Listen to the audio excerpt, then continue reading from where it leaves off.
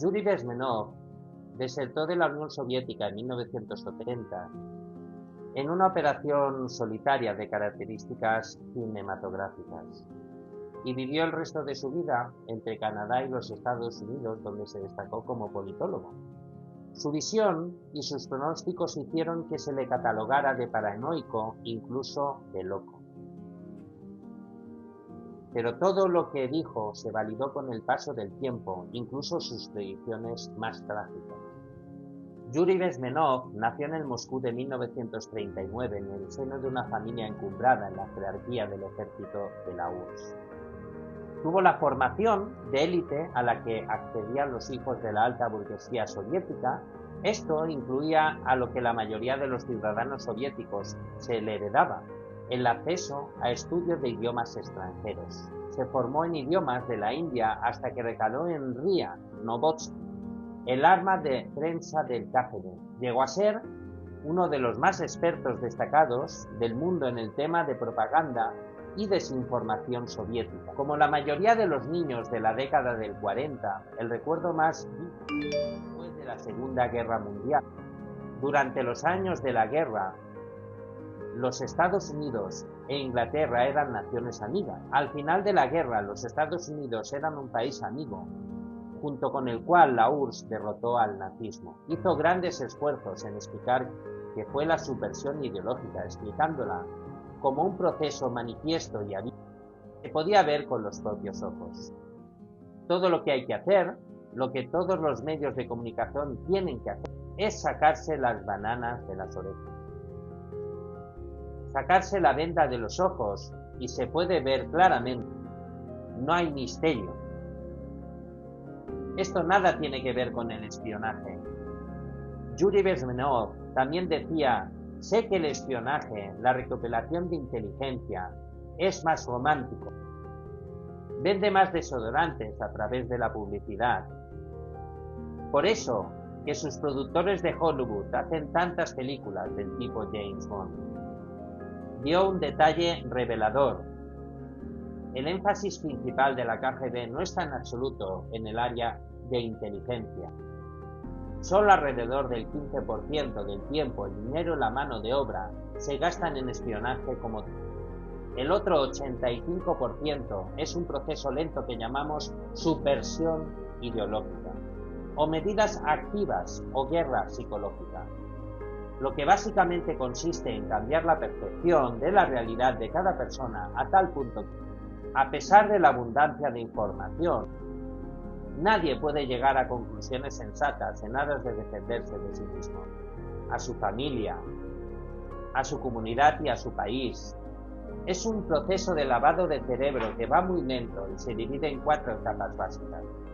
El primero es la desmoralización. La siguiente es la etapa de desestabilización. La tercera etapa es la crisis. La cuarta etapa es la normalización. Seguidamente vamos a escuchar al propio Bezmenov explicar de manera pormenorizada cómo funciona la subversión ideológica y cómo se desarrolla en cada una de las fases de manera spoke several times before about ideological subversion. That is a phrase that I'm afraid some Americans don't fully understand. When the Soviets used the phrase ideological subversion, what do they mean by it? Ideological subversion is the process which is legitimate, overt, and open. You can see it with your own eyes. All you have to do, all American mass media has to do, is to unplug their bananas from their ears, open up their eyes, and they can see it. There is no mystery. There is nothing to do with espionage. I know that espionage, intelligence gathering, looks more romantic. It sells more deodorants through the advertising, probably. That's why your Hollywood producers are so crazy about James Bond type of thrillers. But in reality, the main emphasis of the KGB is not in the area of intelligence at all. According to my opinion and opinion of many defectors of my caliber, only about 15% of time, money, and manpower is spent on espionage as such. The other 85% is a slow process which we call either ideological subversion or active measures, активные мероприятия in the language of the KGB, or psychological warfare. What it basically means is to change the perception of reality of every American to such an extent that despite of the abundance of information, no one is able to come to sensible conclusions in the interests of defending themselves, their families, their community, and their country. It's a great brainwashing process which goes very slow, and it's divided in 4 basic stages. The first one being demoralization. It takes from 15 to 20 years to demoralize a nation. Why that many years? Because this is the minimum number of years which requires to educate one generation of students in the country of your enemy, exposed to the ideology of the enemy. In other words, Marxism-Leninism ideology is being pumped into the soft heads of at least 3 generations of American students without being challenged or counterbalanced by the basic values of Americanism, American patriotism. The result you can see, most of the people who graduated in the 60s, dropouts or half-baked intellectuals, are now occupying the positions of power in the government, civil service, business, mass media, educational system. You are stuck with them. You cannot get rid of them. They are contaminated. They are programmed to think and react to certain stimuli in a certain pattern. You cannot change their mind, even if you expose them to authentic information, even if you prove that white is white and black is black, you still cannot change the basic perception and the logic of behavior. In other words, these people, the process of demoralization is complete and irreversible. To get rid society of these people, you need another 20 or 15 years to educate a new generation of patriotically minded and common sense people who would be acting in favor and in the interests of United States society. And yet these people who've been programmed and, as you say, in place and Yes. who are favorable to an opening with the Soviet concept, these are the very people who would be marked for extermination in this country? Most of them, yes. Simply because the psychological shock when they will see in future what the beautiful society of equality and social justice means in practice, obviously they will revolt. They will be very unhappy, frustrated people. And the Marxist-Leninist regime does not tolerate these people. Obviously they will join the links of dissenters, dissidents. Unlike in present United States, there will be no place for dissent in future Marxist-Leninist America. Here you can get popular like Daniel Ellsberg and filthy rich like Jane Fonda for being dissident, for criticizing your Pentagon. In future, these people will be simply squashed like cockroaches. Nobody is going to pay them nothing for their beautiful, noble ideas of equality. This they don't understand, and it will be a greatest shock for them, of course. The demoralization process in the United States is basically completed already. For the last 25 years. Actually, it's overfulfilled, because demoralization now reaches such areas where previously not even Comrade Andropov and all his experts would even dream of such a tremendous success.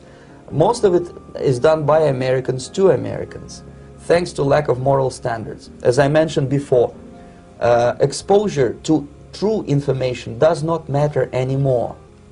A person who was demoralized is unable to assess true information. The facts tell nothing to him. Even if I shower him with information, with authentic proof, with documents, with pictures, even if I take him by force to the Soviet Union and show him concentration camp, he will refuse to believe it until he is going to receive a kick in his fat bottom. When a military boot crashes his balls, then he will understand, but not before that. That's the tragic of the situation of demoralization.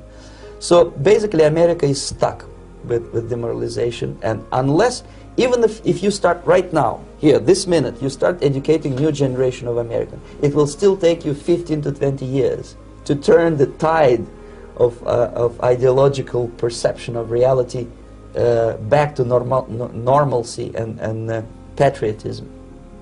The next stage is destabilization. This time, subverter does not care about your ideas and the patterns of your consumption. Whether you eat junk food and get fat and flabby, doesn't matter anymore. This time, and it takes only from 2 to 5 years to destabilize a nation, what matters is essentials: economy, foreign relations, defense systems. And you can see it quite clearly that in some areas, in such sensitive areas as defense and economy, the influence of Marxist-Leninist ideas in the United States is absolutely fantastic. I could never believe it 14 years ago when I landed in this part of the world that the process will go that fast. The next stage, of course, is crisis. It may take only up to 6 weeks to bring a country to the verge of crisis. You can see it in Central America now.